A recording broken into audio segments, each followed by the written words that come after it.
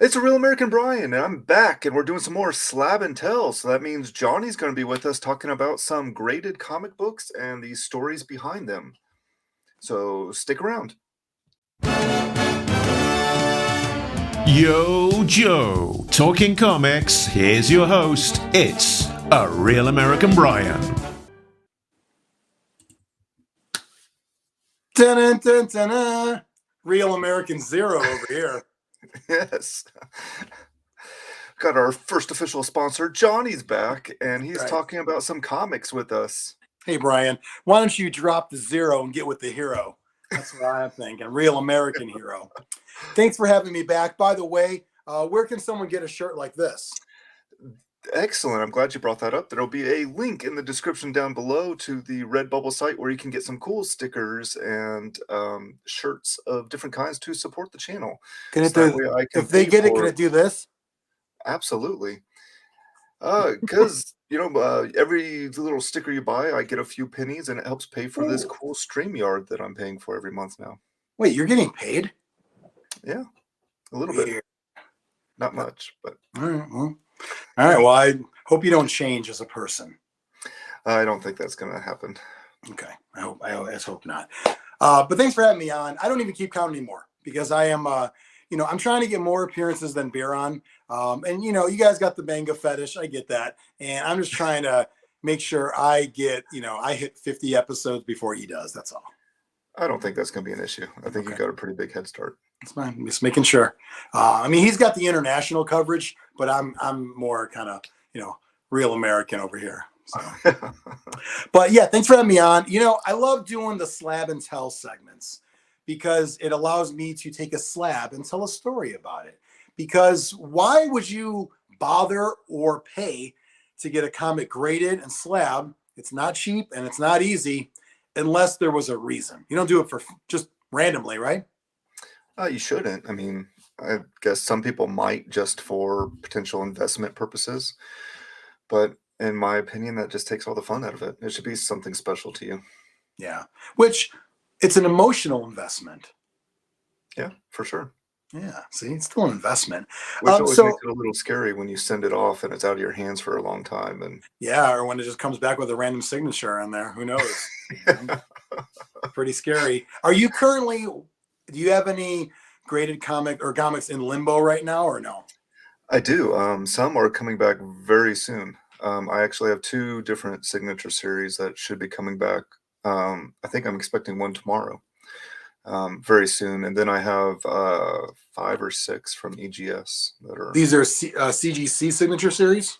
Yes. Yep. Who are those?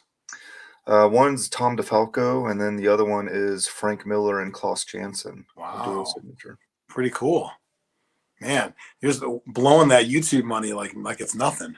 Yeah, well, that was, you send it out 4 or 5 months ago when you have money, and now I could probably use that money in different ways. Well, it's gone. What can you do, right? Right. Once it's gone, it's gone. That's what, the one good thing about Kickstarter is it feels like it was free. Yeah. You want to know why? Because we're stupid. Because we're stupid people.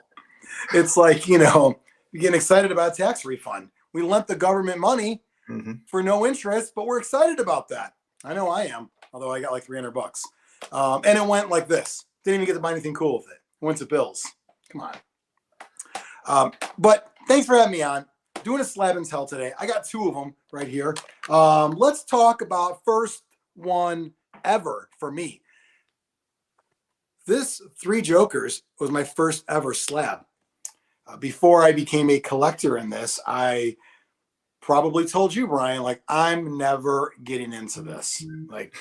I like comics, I'll read comics, but this is a whole world, hoping you get a grade or overpaying to get a grade. And I didn't want to get into it. I didn't want to deal with this kind of another hobby. And I don't know what compelled me. We were doing a different YouTube show at the time, it was Lerpcast. And we were talking about graded comics. And, I did not send this one away because I have 3 Jokers as the hardback with all 3 issues in it and loved it. Obviously, from a comic standpoint, this is, to me, one of the best ever. It's just phenomenal story.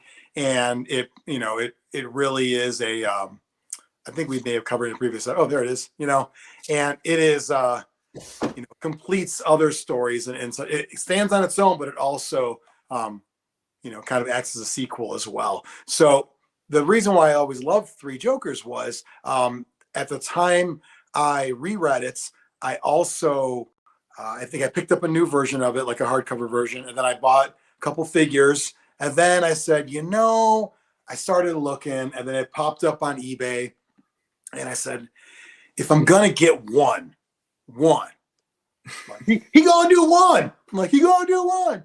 If I'm gonna get one, let's get this one. And it popped up, and I learned about a seller on eBay called Amazing Dash Spectacular, who a lot of like Batman stuff, a lot of DC stuff, but other stuff too. They not only have good prices on graded comics, but they also ship things so well, like perfectly and on time, and had a schedule. So I had an amazing experience ordering this from them. I didn't spend a whole lot. I think it was maybe like 45 or $50. Oh, wow. Plus 15 shipping. So it was 45, would have been like 60. And I was like, you know what? Cool. My first one ever. It's a great comic, cool cover. It's the first one in the book there with the, one of the three Jokers. Which one's the real bad one? Well, you'll have to find out for yourself. But this one was also featured in this. Oh, wrong camera one, camera two. So look at that. That's the one. And so I picked up the figure and got the comic and enjoyed that little first trip down the graded comics slab pathway. And it was a gateway drug. Yeah, that seems to happen. It's very easy to grab a couple that just means something special to you. The next thing you know, you have a ton of them. And it's really weird because the time period from getting that one until getting the next one was several months. This just sat on my shelf by itself. Nothing, no other graded comics. And then I gave Biron, one of your other guests, my New Mutants 98 to get graded. And I got that back from him. And that was, so I had one store bought, whatever you want to call it, and one that was my comic that I sent away, and it got, higher than should have grade for sure. So it's almost like, it's kind of like eBay in a way where it's, I did a buy it now, and then I somehow sniped an auction, or I bought something and then I won a bet, or then I gambled. It's like one was a gamble. And the great thing about the gamble of that New Mutants comic was I didn't have to spend anything. He just put it in his for free. So it was no gamble. But that started the addiction after this one, because then it became, this is kind of cool. I can not only send away comics that I really enjoy that may or may not be worth anything, monetarily, but to me, but also keep my eye out for comics already graded. So I can see that's a 9.8. Like when I looked at this, if I'm like, I'm going to buy one, my first one, why would I settle for not a 9.8? Like why would, unless it was like something older, but modern kind of comic. So it was the combination of buying this one, being happy with it, and then sending away that the New Mutants, Deadpool one, and getting those back. Then the cycle began. And from there, I bought a few more slabs from that same seller.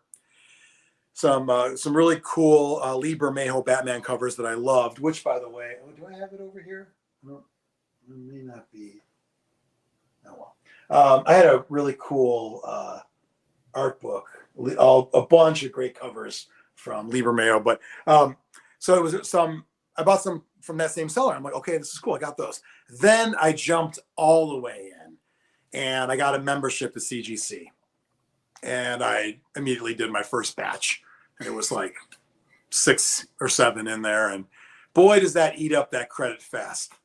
Well, and that's another thing too that makes you, it's kind of like you're dumb, but it feels like free money too. Like, oh, like I have this membership money. Yeah, you just gave it to them. Like, yeah, isn't that weird? Like, It's like, I'm cashing in a free sub coupon, like, yeah, that's because you ate 50 of them, it's like, I got a free one. Yeah, but you've given them $10,000 in the past year. I got a free one. So yeah, the credit was deceiving because it was like $150 credit. And I'm not, doing the math right now, but whatever 150 divided by 24 is, that's how many covered in that. So what is that? 5, I think 5 comics. No, 6. Yeah. Does shipping come out of that too? Or is that shipping? Well, I don't remember all the details. the question is, would shipping have? I don't know. I didn't because I went a little over. I don't think so. I bet you it's a credit only, not shipping. Yeah, I don't remember the rules. I'd be willing to bet it was not. So I immediately got the membership. So when I decided to go full in, like I said, I'm now buying slabs with a grade I want, with a cover I want to make me happy in my collection, and now I'm sending things away. So the next one, or in that first batch I sent away, was one of my favorite covers by a comic I love called Preacher. And I've talked about before, Garth Ennis comic, and I always thought, I actually, did I have this poster? Or I think my buddy had the poster at his comics. He ran a comic store, and I didn't have, but it had all the characters. And I always loved this cover. It's just one of my favorites. Look at that. That's Arse face right there. He's got a face like an arse. No spoilers, but he caused a bit of a hole in his head there. He did something. And you got Jesse, we got Tulip, and it's got everybody from it in this. And man, what a cool cover. Even like now, just looking at it, it's just done so well. And I wanted to get this one graded. Can I say freaking on this channel? Can I say freaking? Sure. Can I say frickin'? Sure. Can I say friggin'? Like with a G? Sure. Can I go one more or no? Whatever you want to do. Go for it. I'll say friggin'. I was friggin' shocked to get a 9.8. I bought this. This isn't even the one I had. Because when I got into Preacher, I was reading trades. The comic was going on when I got into Preacher. But I was already too late. Like, it was hard to get one and that kind of thing. So I had a handful of issues. But mostly just, getting into the trades and then issues. So I bought this one more recently. I think it was probably like $2. I think the comic was $2. I'm not kidding. Like I'm like 90% sure it was $2. And because most of these, the corners were pretty nicked. And I don't know, like, I still don't know. It's a gamble. It really is a gamble. Like there are so many times. I've now got probably 45 slabs in my collection. And I mean, half, or I'd say a little more than half I sent away for. It's like rolling the dice. You feel that, all right, this one was perfect. It better be a 9.8 or even a 9.6, and it come back a 9.4. And it's like, you get mad. Then there's one it's like, oh, this thing is beat to crap, whatever, and it's a 9.6 or 9.8 like in this one. It's not beat up. I'm not trying to say it is beat up, but this is issue 56. Came out in 99. So we're talking 24 years, and it's been sitting in my comic store bin, and then before that, somebody else's long box at their house. And these corners, I mean, they're a little, I don't know. It's got wear on it but it's pretty good. I thought 9.4 would be a good grade. Do you think it was like the guy working here's last day or something? I mean, you never know, right? I do think recently they've been a little harsher on grading, but who knows? You get the right guy in the right day, and it's crazy to me that this I could buy 9.8, and I know what I'm getting. Again, not a gamble. I knew what I was getting. Great comic, and this one was like, whatever. I always thought it was a really cool cover. It's got all the characters on it. I love those. Like we talked about in a previous Joe episode about we got the issue 300, G.I. Joe, that Deadpool wedding one. This isn't quite to that magnitude. It doesn't wrap around or anything, but it's no fear all. Oh, Resident Evil Nemesis. Who's still playing that one right now? That's what I want to know. PS1. But yeah, I was shocked. And so for me, I literally just wanted this cover in a slab. I did not give a crap about what the grade was going to be. It was an old comic. I bought it on the cheap. I wanted it on my shelf, and I got it. And this is why I brought it on this episode, is because to all the kids at home, you never know what you're going to get. Slabs are like a box of chocolates. You never know what you're going to get. I can't believe it's a 9.8. Like this one, I knew what I was getting. What a surprise. Now, we're going to talk again, Brian, and we're going to do a Slab and Sell G.I. Joe episode. And it's going to be the opposite reaction. Okay. Because here's the thing about gambling, kids. You don't always win. In fact, usually you lose. That's how it goes. Now you know. Now you know. And was there ever like a gambling Joe? I don't think so. A couple of kids behind a store shooting craps or something. Yeah, like I'm trying to think what a cool name would be. You didn't want to say bookie because that's too but like something like high roller.